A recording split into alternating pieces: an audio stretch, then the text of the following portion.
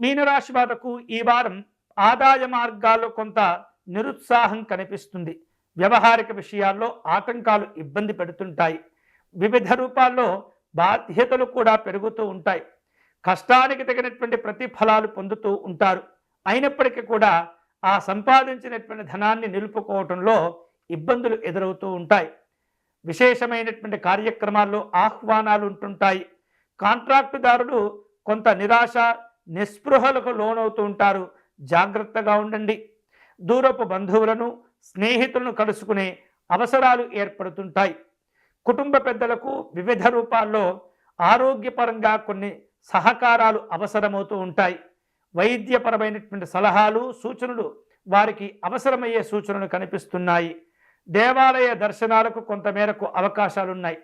నిరుద్యోగులు ఎంతో కష్టపడితే కానీ ఉపాధి అవకాశాలను పొందలేనటువంటి స్థితి ఈ వారం కనిపిస్తుంది.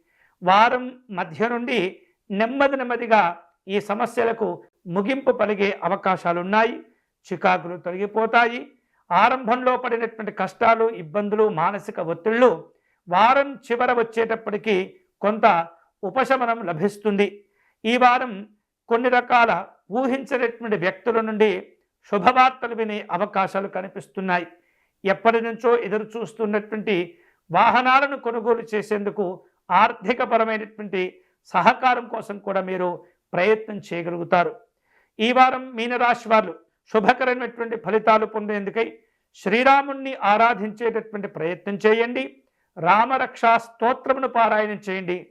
నిరంతరము రామనామాన్ని జపించేటటువంటి ప్రయత్నం చేయండి. అన్ని రకాల శుభ ఫలితాలు కలిసి వస్తాయి. ఇవి ఈ వారం వార ఫలాలు.